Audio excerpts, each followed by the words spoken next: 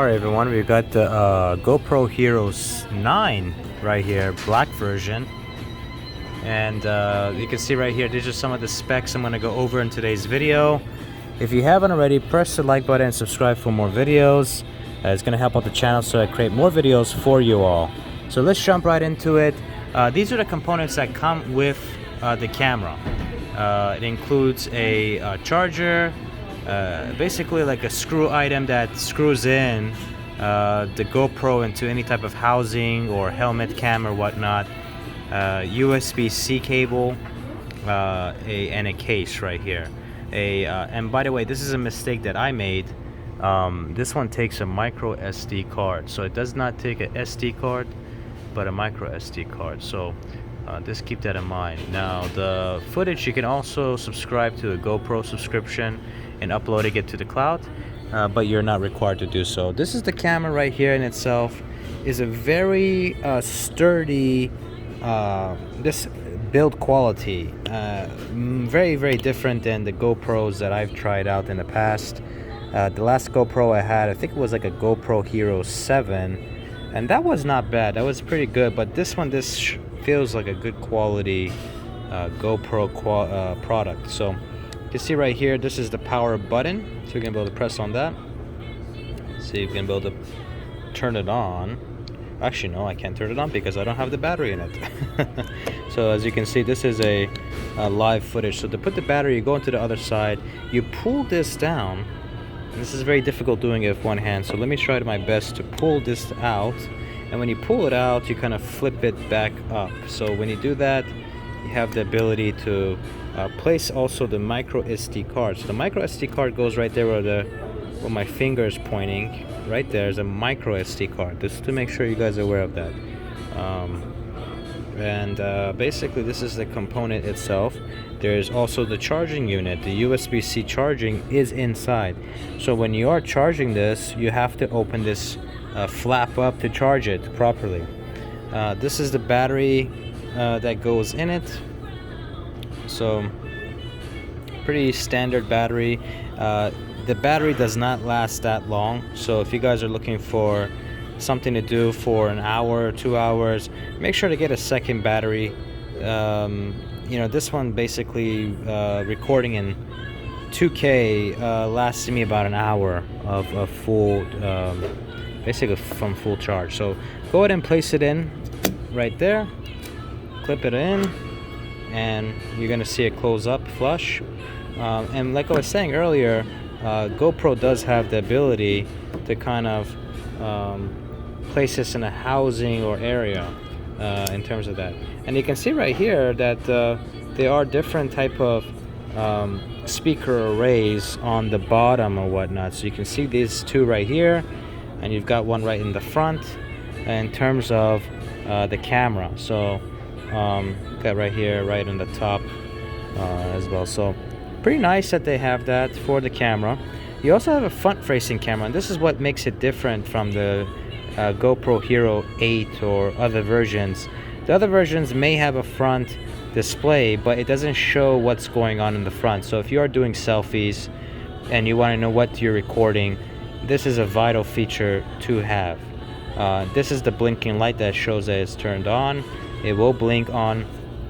Let's go ahead and turn this thing on. So you just click right here on the side, and hopefully it turns on.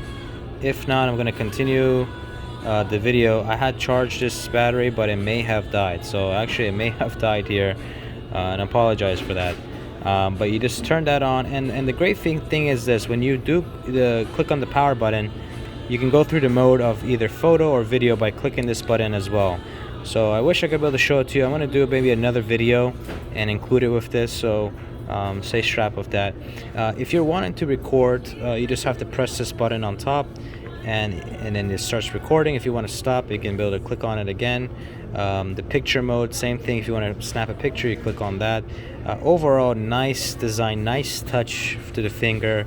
The rubberized areas are very nice as well. This feels like a very sturdy product.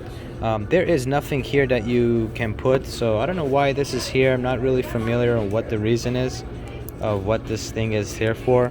but I will find out and let you guys know on the channel. So let's go into the casing here that they have. And you can see right here we've got the component that goes right in there. Luckily, one of the activities that I did, which was basically gliding through trees, which if you guys haven't subscribed to the channel, feel free to subscribe. You'll see that video on there. But they provided me the housing unit to use with this GoPro. So if you do have an older GoPro, the housing unit will be the same to utilize for this one. So that's a great product. And this is the little screwdriver thing that goes right there in the middle, through that, and then through those little pieces I showed you earlier. So I like that they have this little protective casing here. They've got a couple GoPro stickers or whatnot. This kind of shows you what I was talking about just a second ago, and how it kind of all comes together in terms of that. Pretty intuitive, very simple to use. In terms of the footage, now you see right here is 20 megapixels, 5K 30 frames per second, and 4K 60 frames per second. It has a basically a waterproof up to 33 feet or 10 meters, and a 1080p live streaming with this. So which is a great functionality in live streaming if you like to do that with the GoPro. For me, I didn't go up to 5K. A lot of products don't provide that 5K resolution this yet, but you're more than welcome to utilize it if you do. I actually utilize this with 2K with a lot more frames per second. That's why I wanted. I felt 2K was a lot of great resolution without any degradation. The file size is not that large like 4K, and you really get the hyper smooth 3.0. And now the great thing about this camera is you're able to do a wide lens for recording, and not only the wide lens, but also you're able to do a zoom, macro zoom, and also on top of that you're able to do a hyperlapse. So what that means is you can be able to record and watch the video later, and this goes really fast through the video, or you can do it really slowly. So it has those functionalities already built in. You don't have to finick with it or whatnot. But overall, I like the product. I think it's a great product. If you guys have any questions, feel free to post it below. Happy to help out. Happy to answer any questions down in the comment section. And as always, press the like button for the YouTube algorithm. It's going to help out the channel. And subscribe for more videos. And let me know your thoughts on the GoPro Hero 9 if you do have it. Any type of pros and cons that you've faced with it. Again, this is me using this product for about a couple months now, so it's a fairly, in my opinion, brand new product and I've only used it a couple times, but those couple times that I have used it, they've been really adventurous. So I can attest that this camera and the quality camera is pretty damn good. So with that said, guys, feel free to ask those questions down below in the comment section. Happy to help out. Check you guys out next video. Thanks.